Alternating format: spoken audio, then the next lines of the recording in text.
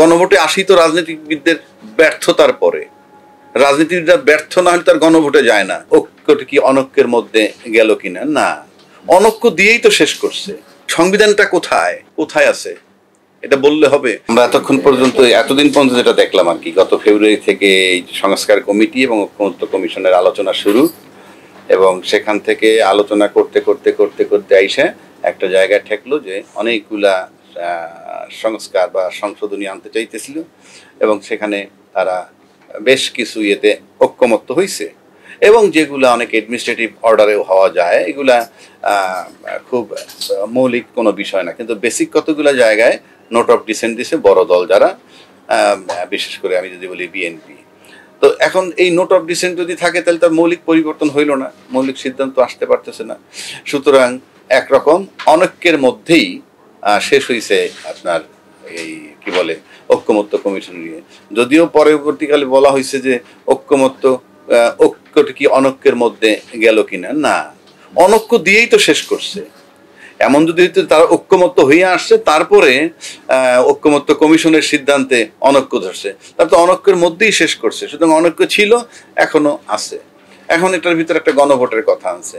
তো গণভোট যদি দেয় অনেক জটিলতা তৈরি হয়, বলে যেগুলোতে একমত হয়েছে আর যেগুলোতে নোট অফ ডিসেন্ট কি হবে।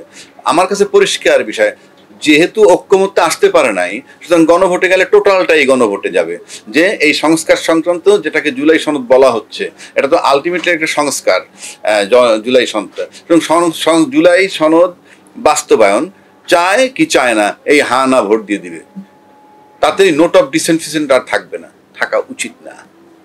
এবং হা বা না দেওয়ার পর যদি জয়লাভ করে, সুতরাং এটা সংবিধানের ঊর্ধ্বে। গণভোট সংবিধানের ঊর্ধ্বে। গণভোটের পর আবার নাকি পার্লামেন্ট চিন্তা করবে, এটা এমন কথাও আছে, রাজনীতিবিদরা চিন্তা করবে। গণভোট মানে গণভোটে আসি তো রাজনীতিবিদদের ব্যর্থতার পরে।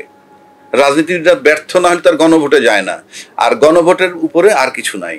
এবং গণভোটে যদি রায় হয় যে ইয়েস হ্যাঁ সনদ, হুবহু দাঁড়ি কমা সেমিকোলন কোনটা বাদ দিতে পারবে না। এক। দুই, গণভোট আগেই দিতে হবে এই কারণে যে আমরা যে নির্বাচন করতে যাচ্ছি এখন কোন সংবিধানে, সংবিধানটা কোথায়?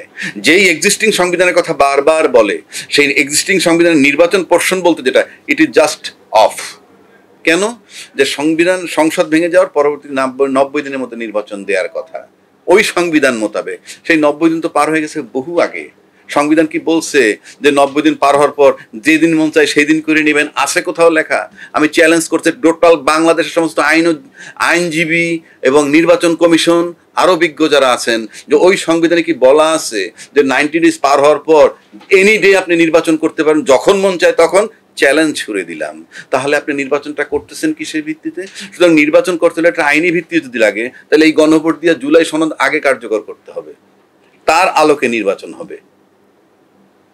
আর নাইলে যদি সবাই স্বীকার করে যে অন্তর্বর্তীকালীন সরকারের অন্তর্বর্তীকালীন সংবিধান চলমান অলিখিতভাবে, কাজী ইউনূস সাহেব যে ডেট দিয়েছে সেই ডেট যেহেতু সবাই মাইনে গেছে, তাহলে অন্তর্বর্তীকালীন সরকারের অন্তর্বর্তীকালীন সংবিধান মোতাবেক নির্বাচন হচ্ছে, এই স্বীকৃতি লাগবে। সেটাও একটা দালিলিক রূপ লাগবে, নাইলে আপনি কি প্রত্যেকে ভায়োলেশন অফ কনস্টিটিউশনে পড়বেন।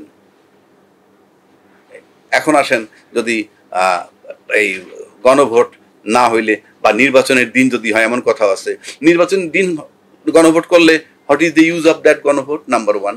নাম্বার টু, আপনি নির্বাচন করতেছেন কোন আইনে? আমি তো একটু আগেই বললাম যে এক্সিস্টিং সংবিধানে তো আপনার নির্বাচনের সময় পার হয়ে গেছে বহু আগে। ওই সংবিধান তো আপনাকে রাইট দেয় নাই, মেয়াদ পার হইলে আপনার মন মতো করে নিতে পারবেন, আছে? নাই। কাজে আপনাকে ডিসাইড করতে হবে কোন সংবিধানে নির্বাচন করতে যাচ্ছেন। যদি বলেন জুলাই সনদ, সেক্ষেত্রে গণভোট করেন, জুলাই সনদের আইনি ভিত্তি তৈরি করেন গণভোটের মাধ্যমে, তারপর তার আলোকে আপনারা নির্বাচন করতে পারেন।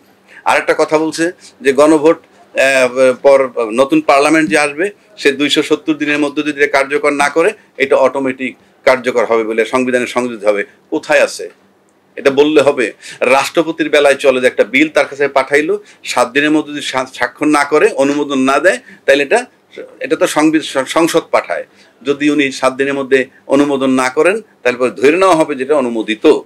সেই মোতাবেক সংসদ কাজ করতে পারে, কারণ সংসদ তো প্রধান কি বলে আইনসভা মানে প্রধান নির্বাহী কর্মকর্তার যেখানে থাকেন তাদের নেতৃত্বেই আইনসভা চলে। কিন্তু এই 270 দিনের মধ্যে যদি এই নির্বাচন হওয়ার পর যদি 270 দিনের মধ্যে এটা কার্যকর না হয় জুলাই সনদ, এটাকে অটোমেটিক সংবিধানের সংশোধন হবে কিভাবে? এগুলো একটা গোজামিল দিয়ে চলে যাচ্ছে, সবাই একটা গোজামিল দিচ্ছে।